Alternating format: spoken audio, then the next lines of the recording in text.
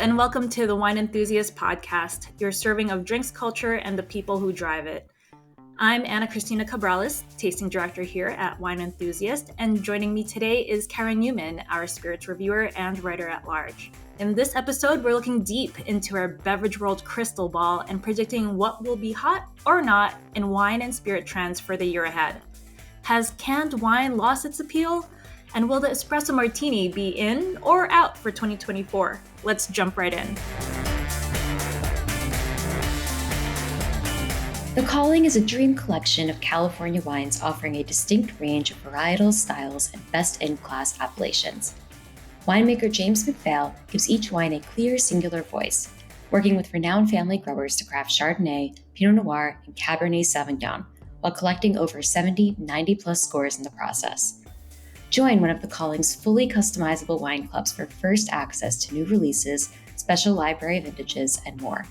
With 4 membership options, there's a club for every wine lover. Receive 3 shipments per year or try the monthly subscription, delivering 3 bottles a month straight to your door. For information and access, visit us at www.thecallingwine.com/enthusiast. It's January, and we're all thinking about what happened in the year just past and what's coming up in the year ahead. Here at Wine Enthusiast HQ, we're certainly thinking about what's on tap for wine and spirits. I'm Kara Newman, writer at large and spirits reviewer for Wine Enthusiast. And I'm Anna-Christina Cabrales, tasting director and reviewer for Burgundy and the Rhone Valley. So, Kara, before we talk about the 2024 trends, let's talk about 2023.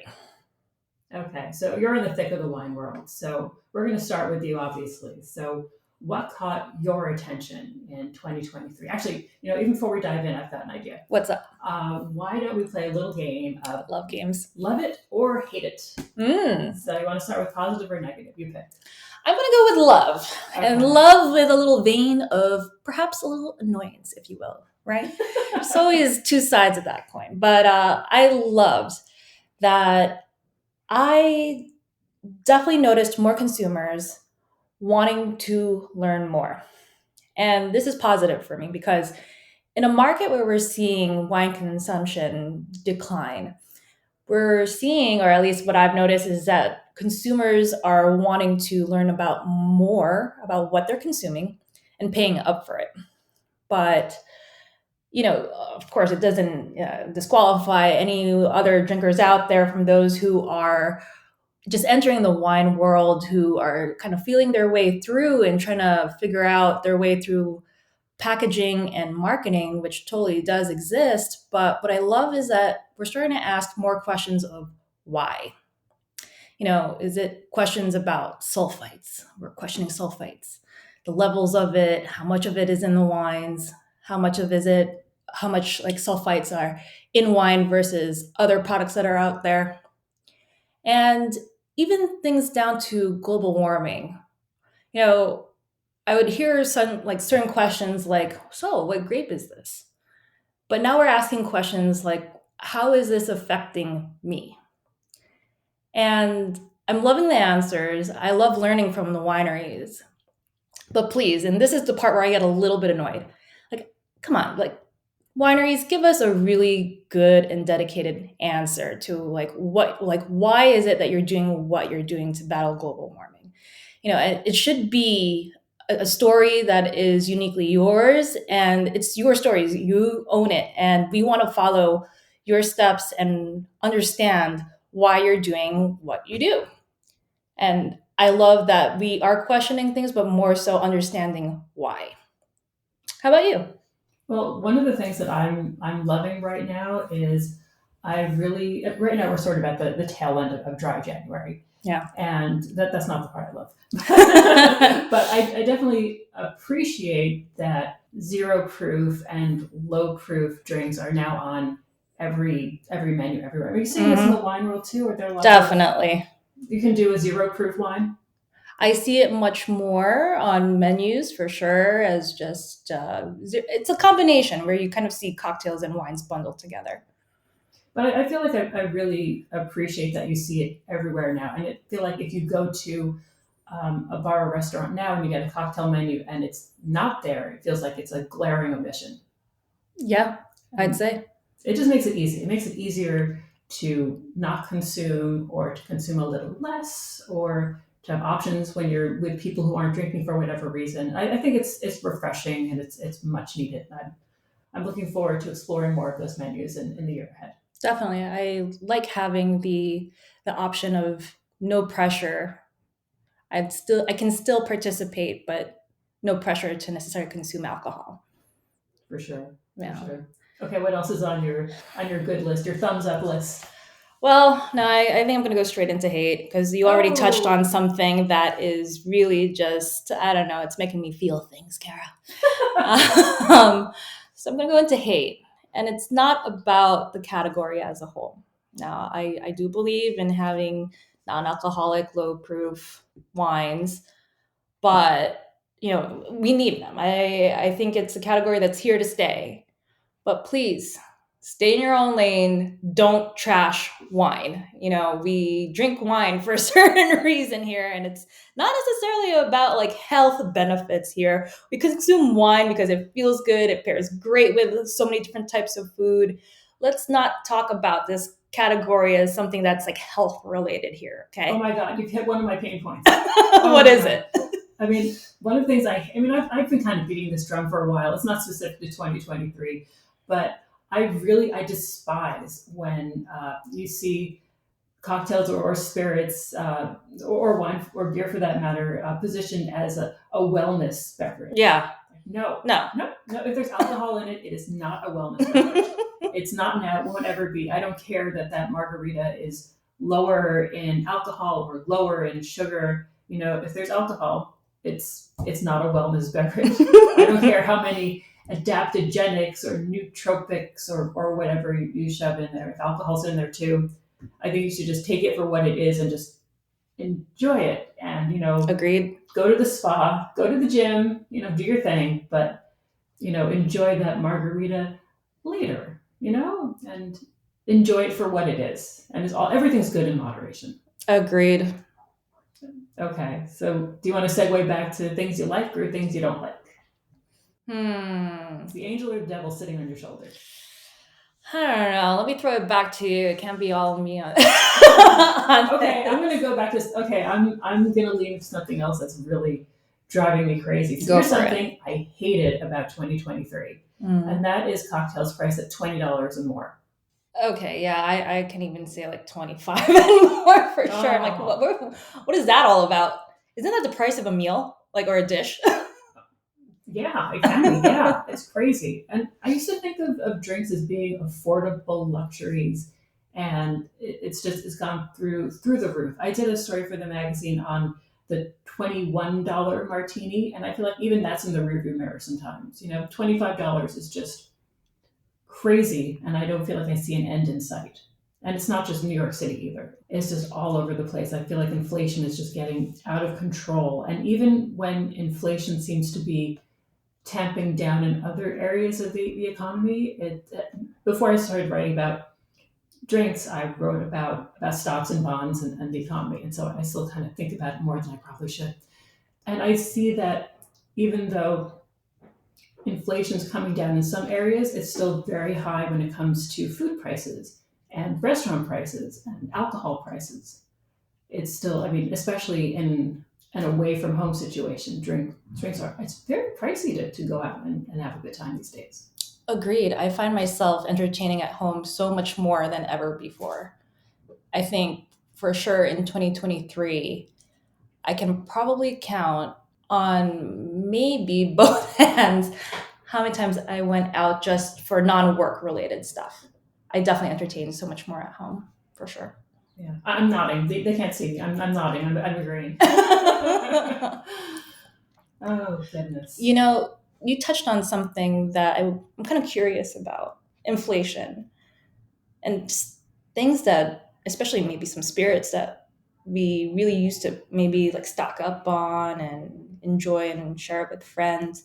Do you feel like maybe in the future we'll start to see brands maybe kind of creating another line that's a little bit more affordable for everyday consumption again? I just feel like everything just has to increase in price right now. But will we see that come back up in the future, do you think? That's a really good question. I don't know. I know that I've seen more studies pointing to what used to be called premiumization. Whatever is the opposite of premiumization. For a long time, there really was a trend towards more and more expensive spirits, just like you mentioned, and now more people are trading down. I mean, I'm thinking more about 2024, a look ahead than 2023, but I guess it all kind of blurs together. Maybe we should just jump into that then. Want to go into 2024? Yeah, we'll bounce around for sure. Okay, yeah. So 2024, I expect we're probably going to see more people trading down to more value priced spirits. I don't know if that's going to be across the board, and there's still so many wild cards, and anything could happen. But for sure, I think you're going to see more people going out and having their pitchers of margaritas. Can you tell I have margaritas on the brain today? Me too. Can we have one later? Definitely. But I think you'll see more people going on still getting their pitchers of margaritas. No one's giving that up yet, but I think it'll be less expensive tequila in that pitcher as opposed to the most premium, the most expensive. And that's actually a stat I feel like I should kind of call out where I got that little tidbit. That was from WSWA. They put together a study and mentioned that exact trend, and it kind of stuck in my mind as saying, yes, this is exactly what I expect we're going to see. You touched on something here, and you see it definitely much more in the spirits world, and I think in the wine world, it comes up in the format of cans, but proportion. Okay. You see a little bit more control of proportion in a way, like especially in spirits, in wine.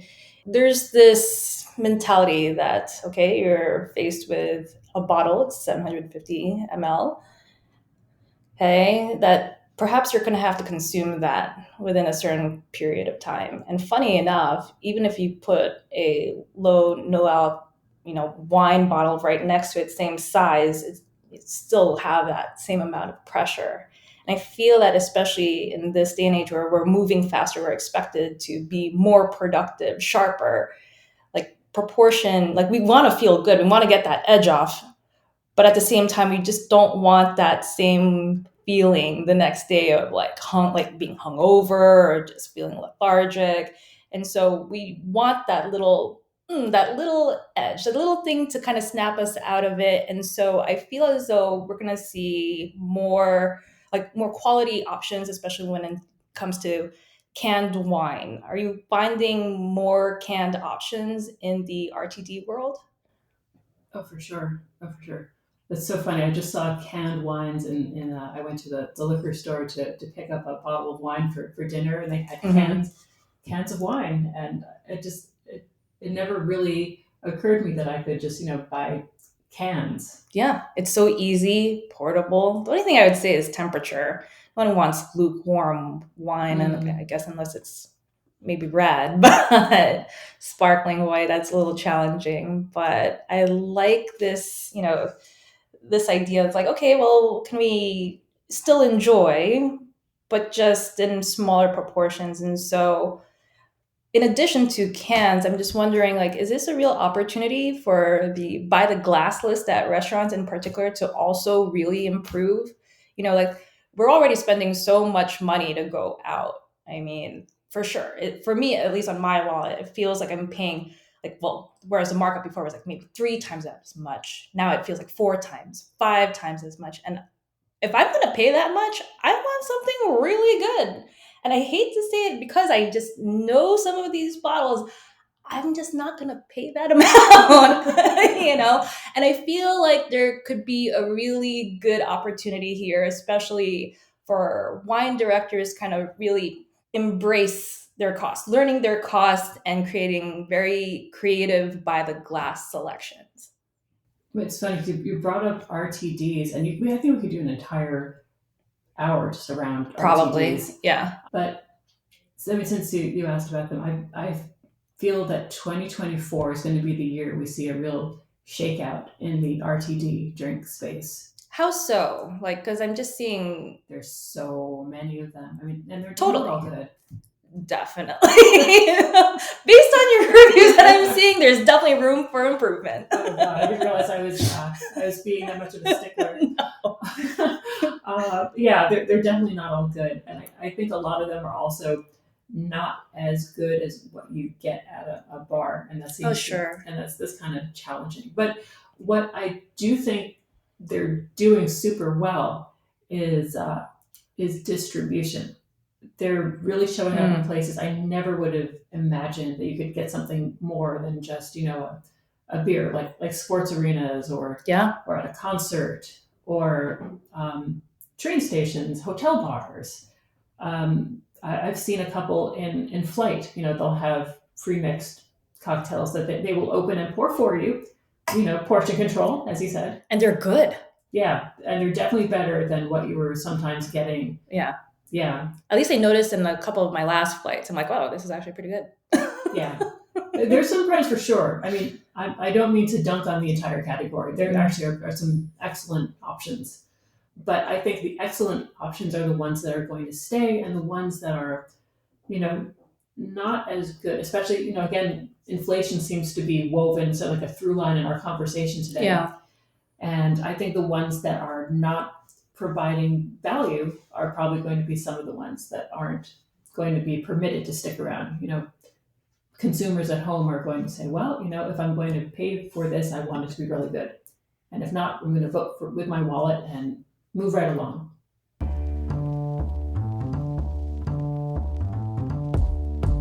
Where can you find the best gifts at great low prices that everyone will love? At Total Wine and More, of course. With so many great bottles to choose from, find something for everyone on your list, whether it's a Cabernet for your sis, sparkling wine for a coworker, or a single barrel bourbon for dad. And if you need any help, just ask one of our friendly guides for advice. With the lowest prices for over 30 years, you'll always find what you love and love what you find, only at Total Wine and More. Spirits not sold in Virginia and North Carolina. Drink responsibly. Be 21. What else is on your prediction list for the year ahead? Kind of tapping into what I was talking about earlier, just transparency, I think, is a huge keyword for me. Transparency in the sense that I think consumers want to feel something that is pure, something that's enjoyable. They don't necessarily want something that might be just covered in a ton of oak. I'm not saying that there isn't a space for that. There's a time and place for everything, but I think we're starting to see very sophisticated palates start to emerge, and they just want to understand a sense of place. Where was it grown? The terroir that, where that grape was grown, where those grapes were grown, and kind of learn. They want to be impressed and also to impress. And I mean, kind of learning something from the label, or maybe learning something more so from the winemaker. And so I think transparency also in the format of wine labels is huge. And I love picking up a bottle and I'm seeing more and more details about a bottle of wine. Now, Kara, you picked up a bottle of wine before. I mean, and you flipped it to the back and you read the label. Doesn't it seem sometimes that you can almost swap the stories between the labels and it kind of sounds like the other bottle's story anyway? Yeah, it's like marketing jargon. Yeah. It doesn't seem like they're talking about a specific place, a specific person. It could be anything, anywhere. Exactly. And so when I see a label, especially when they're talking about a specific site, they're talking about altitude, they're talking about clones, they're talking about average vine age and soil type. That's just one part of the conversation. And that's great for any wine nerd or any wine aficionado who's really into that stuff.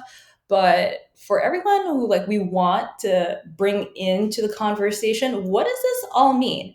Especially in a day and age where we're seeing winemakers kind of break out different parcels and vineyards and create a multitude of bottlings. How does one differ from the next? Tell me. And I think that there's a real opportunity there, and that will help us just fall in love with these wines even more. And transparency in a third format for me.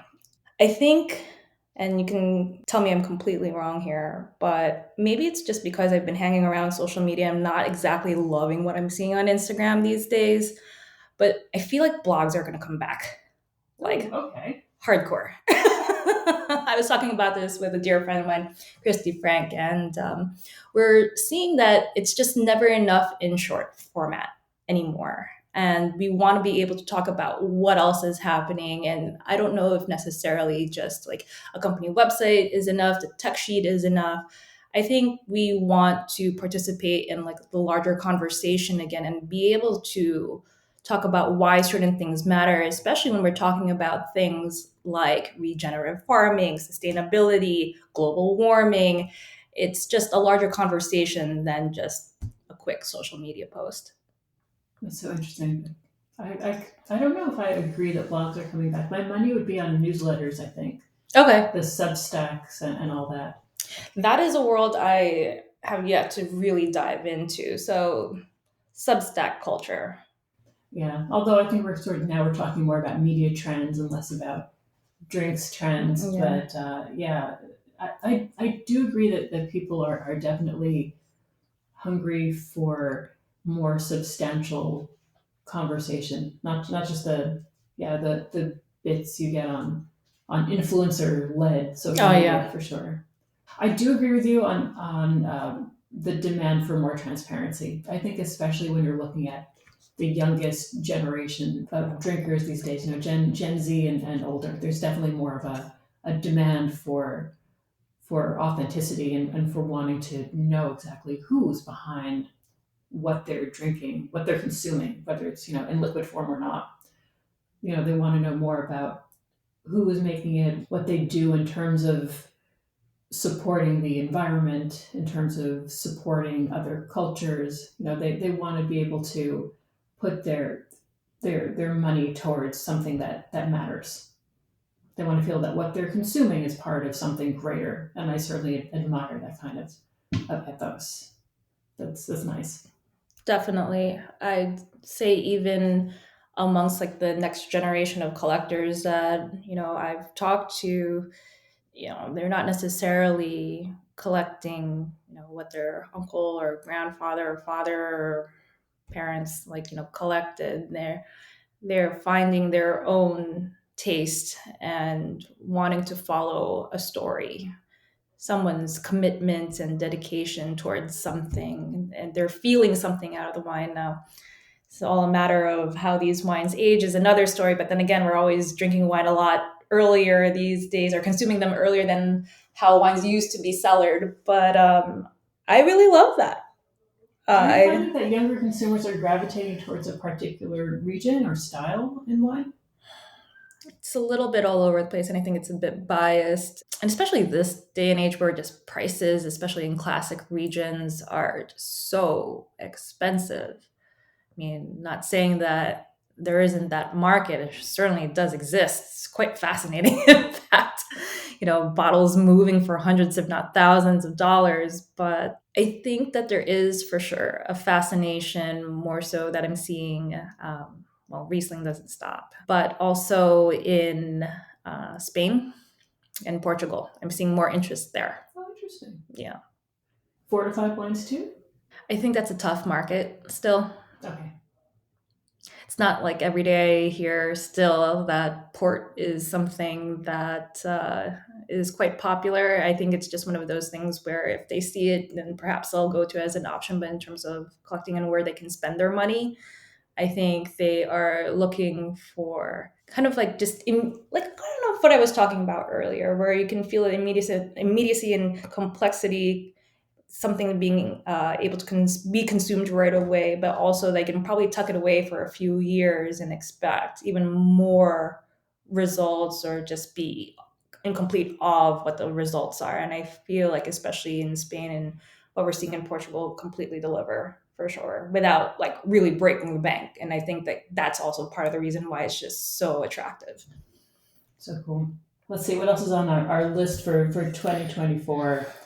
Oh, good. Can I tell you something that really kind of blew up after we published our look ahead for digital?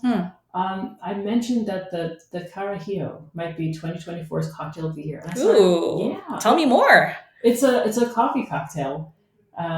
It started in Spain. Wait. Another coffee cocktail? I know, Are we I over know. the espresso martini already? Apparently not. Apparently not even close. I know, I'm not over it. I probably have two whenever I go out. um, but as soon as I mentioned that, and as soon as we published that, all of a sudden I got so many different emails and texts from people who said, I love a Carajillo, or I can't believe it took America so long to discover it. We've been drinking this forever. And in Spain and Mexico, I mean, it's Okay, so for those who don't know, what is it? It's a mix of espresso and liqueur 43. It's an herbal liqueur from Spain, and espresso and liqueur 43. And, Is it like Fernetish? It's sort of vanilla-y. Okay. Yeah, it's pleasant to drink on its own too. So it's like the espresso martini to another level then. I guess kinda, yeah. It's like an easy sipper, I think, and apparently it's really popular in Mexico. And actually, Nils Bernstein wrote about it for the magazine as well. And I went to a restaurant opening, El Lugar Cantina, and they had a mashup on the menu that was an espresso martini. It looked just like an espresso martini, but it was also a Carrillo. It had liqueur 43 in it. And I was like, you know what? This is just the beginning of it going so mainstream, and it wouldn't surprise me.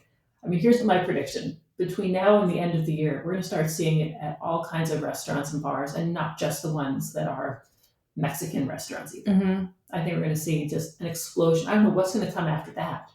You know, you see so many espresso martini riffs. There's all over the place. I mean, I look forward to the Carajillo riffs. And what comes after that too? Go ahead, put your money on it. What will come after it? I don't know. I don't know. If I knew, I would probably be opening up a bar and serving it right now. It's going to be something I can't see. It's going to be something weird on TikTok. It's going to be something visual, something crazy looking. I mean, that's also something I'm seeing all over the place for 2024. So much is about immersive bars, immersive drinks, something crazy, something with smoke, something in a crazy looking vessel, you know, in bright colors. It has to be. Now, when you say immersive, is that very different from something that is served table side, or there's a little bit more interaction coming from? I think as long as there's some sort of interactive element or something. That immersive is just such a buzzword. I don't even know if it means anything anymore. I see it so often. I think I really need to be more critical about some of these buzzwords. But I think for certain, one of the biggest trends we're going to see over and over and over again, and probably not even stopping in 2024, is drinks that are just so striking and whimsical and over the top. And if it involves the consumer doing something to make it more special or to put themselves into the experience, I think more the better all the time. You know, whether that involves pouring something in, blowing out a flame, lifting it to the light. You know, there's always something. It changes colors. It's a jello shot. You need to make it jiggle. It's always something. I'm a sucker for when things change color. I love those. The color changing gems. Those It's are just fun. so simple. You're like, oh wait, I wasn't expecting that. It's fun. It's supposed to be fun, you see? And that's why I feel like sometimes spirits, like especially in a restaurant setting, just kind of trumps wine. Like we don't have sexy things like that. You know, it just comes out of a bottle. Oh my god, we have those huge bottles. I don't even know what you call them. The really big ones. Yeah, you definitely see like magnums coming out to play, especially in the world of sparkling, which, you know, for 2024, I don't see dying down whatsoever. Sparkling will still be something that everyone craves. I feel like everyone for sure just wants something light and effervescent, something to lighten the mood. We don't want to feel things that are like too heavy right away. You know, we just kind of have to transition to those kind of things, and you kind of see that in like spirits also with the spritzes and whatnot. Has that died down at all? The spritz word? No, right? No. It sometimes is taking sort of a backseat to maybe the espresso martini, but I think as soon as the weather warms up again, we'll be right back. For sure. And you can see it in like, at least, you know, when I cover like Burgundy and Rhone, you see more of the appellations wanting to expand their plantings for white varietals. They understand that there is more of a demand for this. It's just going to take a while because there are rules in place as to how much you can expand on a yearly basis. But even locally, yeah, these are things that they're craving, or at least for the next, generation. They want just lighter, like spritz, sparkling, white, even some rosés. And with rosés, I have a little bit of a bone to pick there as well. But okay. yeah, it's still a battle, just kind of, okay, again, no issues with the lighter Provençal style of rosé, but I just wish that we would explore a little bit. I feel like the deeper color, like rosé, especially coming from Tavel, just kind of scares people away when in fact it's just such amazing gastronomic pairings. And I can maybe even just take a bottle and open with it from your appetizers or just small little amuse-bouches straight through, like, your first course, all the way through, like, maybe even something like, like maybe a really tender, like a Wagyu steak or something like that. I can carry it all the way through. I mean, like, not all rosés are built the same, but I just kind of wish that we'd explore a little bit more in this category. And they're ageable too. They're so good, and I will continue to fight that battle. But I just wish we experimented more with different kinds of rosé. You've got to see. AC is literally like pounding the table. I am. She's so I'm passionate about this. Yes. Drink more Tavel is what I say. Then again, it's my biased perspective here just because I love it so much. And I also cover it too. So I feel like we're kind of winding down. Should we do some final predictions? And okay. Because I feel like I haven't actually even talked about tequila yet. Go for it. And if I'm looking, I was thinking about what is the big spirit trend to watch out for in 2024. And for me, I think it's going to be something agave adjacent. Gosh, I hope so. I'm totally into it. I don't think the tequila is going anywhere. No. It's still just absolutely a juggernaut, and it's already poised to outstrip vodka and outstrip whiskey if it isn't already. And are there any stats out there right now showing how much it's just leading in terms of like other categories? There are definitely statistics. Yeah, I'm not going to have them off the top of my head, but certainly DISCUS, the Distilled Spirits Council of the U.S., and other entities, IWSR. I mean, it's just over and over again. It just shows that tequila is just top of the leaderboard, and where it's not, it's about to be. And this might be the year. It's a very narrow. Every other category that's above tequila, it's a very narrow lead. Oh wow! And yeah, and it just keeps on going. And where does mezcal kind of fall into that? I think it's really coming up fast on its heels. That's exciting. Especially now there's so much celebrity mezcal. I feel like that's so true. I feel like that's kind of like the whistle, that is going to be really taking over. I don't feel like there's a really specific, more than a couple of specific brands. I mean, everybody knows Del Maguey and Illegal, and I mean there are a few brands that people know, but I don't feel like there's one that's just been like the runaway success that, say, like Patron was for tequila, or Casamigos was for tequila. There's like an entire tier of well-known tequilas where I feel like mezcal is still just sort of like, it's getting there little by little, it's sort of creeping up. It's peeking over the wall. It's gonna be there real soon. And I think once that happens, I think this year we're also going to see, like, hot on the heels of mezcal, hot on the heels of tequila. I think this might be the year we possibly see Sotol come out. And it's not agave, it's more like agave adjacent. I don't want to get too deep into the weeds on that, but it's a plant that's very similar to agave, and it creates a spirit that tastes very similar to tequila or mezcal. And in 2022, saw my first ever celebrity Sotol, and that was Lenny Kravitz. That's really rare. Yeah. Of all categories. I know. And it's Lenny, so I'm not hating, so it's all good.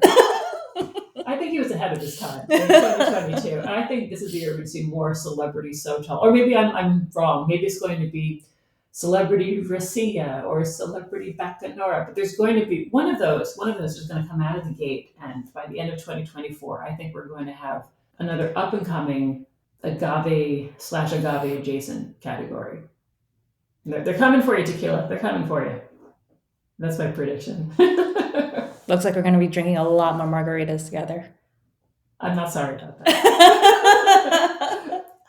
Maybe this is something that you're hearing more, I don't know, in your world as well, but something that I think that I'm going to definitely hear on the tongues more of professionals and just consumers in general. Like, we talk about like, is this wine organic? Is this wine, sustainably made, biodynamic, but regenerative farming?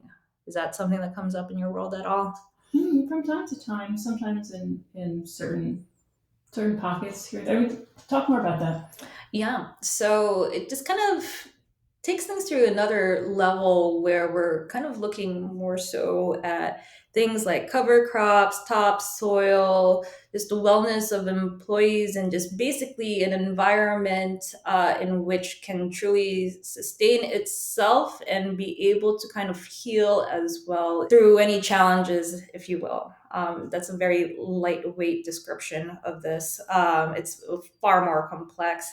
But they say, in particular, that wines produced in such environments just really capture the essence of the place. You feel an intense minerality and just things that are so wild and unique about the place. And I've had the pleasure of tasting a few while I was away in France, and I was like, whoa, what is this? Oh.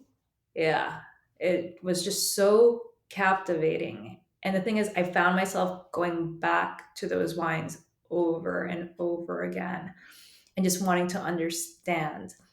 And the thing is, it's just like, it was just near to impossible to just capture in just one sitting. Like, you have to kind of be there and understand when they say that, like, like you can really smell the sheep and the tall grass and all that stuff. But these are wines that I just, whoa, there's a beautiful wildness to them, and the way that it just kind of melds and like in the glass, there's just nothing like it. It's an energy, if you will, also that I've never really sensed before. And in addition to that, now that I think about it, especially since I'm like writing on this like topic of transparency, is that I'm also loving how we're seeing more winemakers experiment with like various different vessels. One of the things that I loved when I was visiting is seeing things like that are experimental, especially with like wine globes in particular. It's a wine globe. It's literally what looks like a globe, but made out of glass, in which you think the environment is completely reductive, but it's not, completely. And what I loved about this is just that you can feel the pureness of just how well that grape is made. Or if you're going to co-ferment it, that's like one other aspect of it. There's just so many different ways to kind of experiment with this. It's still pretty new, but I just love the transparency of the grape in this vessel. And other things that I've tasted as well, should it be from like amphora or like very different like types of concrete eggs, or even stainless steel eggs, which are fairly rare. I love this level of experimentation because truly they're trying to preserve like the quality of what it is that they're growing. And then just kind of using a little bit of this and a little bit of that. Should it be just like large format, like oak or whatever, to kind of create just something with so much finesse and elegance. Oh, it's just so good. This is what I love about this, that you can have all these different techniques that even if I don't understand what they are, I mean, you just get to pour it in a glass and experience it. Yeah. Lucky us, huh? Yeah. Oh, yeah. Okay, so I think it's just about that time. Yeah, I'm ready for a margarita. How about you? Oh, yes, absolutely. I'm in. Sounds good. Well, thanks everyone for listening in, and we'll catch you next time. We're excited for the year to come and what surprising trends will emerge in 2024. Have any questions or want to share your thoughts about 2024 beverage trends? We'd love to know.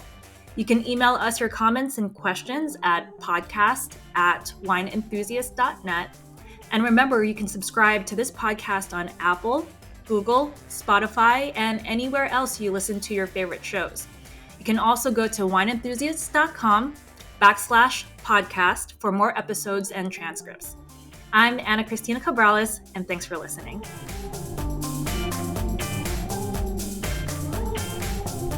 In addition to producing world-class content, did you know that Wine Enthusiast is also the premier shopping destination for wine lifestyle products?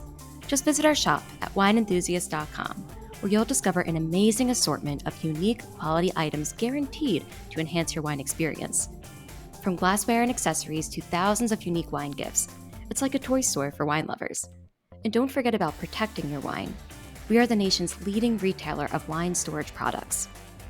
Whether you have 6 or 600 bottles, desire a wine cabinet, or a custom-designed wine room, our free wine storage consultations will help you find the perfect fit for your collection. Visit wineenthusiast.com today. We bring wine to life. Brought to you by the Wine Enthusiast Shop.